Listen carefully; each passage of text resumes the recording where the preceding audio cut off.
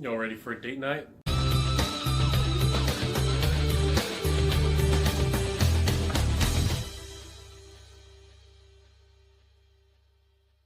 Let's get into it, guys. So guys, I want to thank you for being here at the Scentaur channel. This is where we find new fragrances, we explore them, we find new fragrances that can really fit our collection. So guys, this fragrance, you can know, is about the top 5 date fragrances. But before we even start, let's talk about what's a date fragrance. What fragrance is going to do very well for dates? Admittedly, a lot of the mass appealing fragrances you might already have in your collection might do the job. Dior Sauvage is a little loud, but if you kind of under applied it with 2 sprays, it could work. Dylan Blue, Bulgari, Atlantique, Bleu de Chanel, those kinds of fragrances would do very well. Fragrances like Spice Bomb might do, if you sprayed 1 spray or maybe 2. I mean, those fragrances can do the job. But what makes a good, date fragrance? Good date fragrances usually don't have to have these kinds of, don't really have to follow any type of formula. But we do know certain ones that do very well and have got me beautiful compliments, guys. They usually have fullness and smoothness with tonka. A lot of times they can be sweet, but they don't have to be. Those fragrances you already have in your collection that are sweet, some of the Muglers, those could do beautifully, but they have a little bit of invigorating spiciness, and a lot of the times they have a little bit of a calming, gentlemanly quality to them. So guys, those are the kind of fragrances that we're going to be talking about in this review. Let's get into them. Let's get ready for a date night, guys. So, the first one I wanted to talk about is La Nuit de l'Homme. I wanted to mention this beauty first because everybody really knows about it for the most part. There's not a lot to say about it. It smells beautiful with a calming, smooth tonka, lavender kind of feel in the base. But the tonka is like a very light and airy tonka. It's not sweet and it's not resinous at all. This fragrance has invigorating and soft cardamom. We all know about the reformulations. This is the second reformulation. It's a good bit darker. But guys, the modern formulations will do you just right if you're having, a close encounter, and or somebody's going to be really close to you, so they can smell your skin. Really, this fragrance, even the modern formulations, are going to do the job. So guys, I know you might have heard a lot about reformulations. I don't want to get into it, but if you're planning to have if you already know that the deal is kind of sealed, or you're going for a Netflix and chill, guys, the modern formulations are still going to do the job for you. It's a beautiful fragrance, going to get the job done. It's proven, it's time tested. Ridiculous compliments, ridiculously good attention. They'll turn heads for sure, guys, if you have an older formulation. So beautiful stuff, guys. I'd highly recommend it. Guys, let's talk about one that might be a hidden gem. Let's talk about one that doesn't get a lot of love, but is spectacular, and it's a showstopper for sure. This is Declaration Un Soir Intense. Now, how could I say something like that? How could I make such a bold claim? This fragrance is going to do the job for you, for sure, 100%.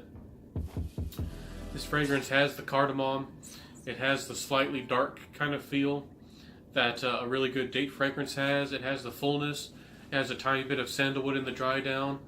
But this fragrance has the best designer masculine rose in the game, I believe. Now, guys, don't get scared. A lot of rose fragrances are the kind of fragrances that you smelled on your grandma's hand soap that a lot of older women type to like, but there are masculine roses out there, and there are perfumers that have been able to pull off a rose in a man's fragrance. Bulgari Man in Black is one of my favorite designer fragrances, and it has rose in it as well. So guys, this fragrance is smooth, It's slightly spicy. Honestly, it has a little bit of the feel of L'Enduit de l'Homme, and a lot of these fragrances tend to have that kind of feel to them. Calming and peaceful, but certainly romantic with a masculine rose behind it. They do it very well. It has the spiciness of the cardamom. It dries down. It has, at some points, it seems like it's a tiny bit herbal, but not for very long, guys. It's a beautiful fragrance.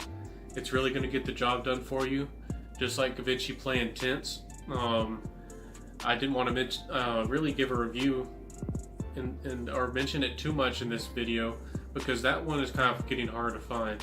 This one's still out there, guys. This one's a little bit brighter and a little bit more of kind of a natural feel to it, instead of like a coffee or kind of like an aromatic feel of Givenchy Play Intense. So guys, this is a beautiful fragrance. It's really going to get the job done. I can assure you of it. If that's something you want to try out, if you're an artistic guy, if you know how to play an instrument very well, if you're not afraid of, wearing a little bit more of a flamboyant clothing, this is the fragrance for you guys. It's beautiful, beautiful stuff. I'd recommend it. So guys, we're going to jump to CH Privé. Carolina Herrera makes a lot of really good date fragrances. Their CH Man, the original one, it has more of like a sugar cane and hay type of smell. Would do very well, but it's more day appropriate. This is its brother. This is the dark brother. This one has tonka. It has cardamom.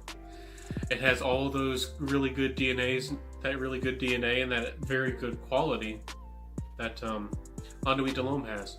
But why would you want to buy this one? Why is this one any different? This fragrance is the new guy on the block. He's trying to steal the show. So it projects better. It really lasts longer than L'Enduit de l'Homme with the modern formulations for sure. But this one has more of a darker feel. It kind of has a rebellious feel to it. So if you're the bad boy, this is really going to do the job for you. It has booziness, a beautiful booziness. That's probably the thing that really makes this fragrance special for me. And it kind of has a smooth, kind of suede-like leather in the background that just makes you every once in a while say, "Oh, that's different," or "Yeah, this fragrance has a really good feel to it." So guys, it smells as full-bodied. It's not as calm as the L'Enduit de l'Homme. The L'Enduit de l'Homme is kind of a fragrance that says, "Hey, you can come to me," and this fragrance is like, "I'm gonna get you." So that's CH Privé for you, Carolina Herrera. So guys, let's get into the last two fragrances. Now, before I even start, these are niche. Niche fragrances. Again, these fragrances are more expensive. They're harder to find.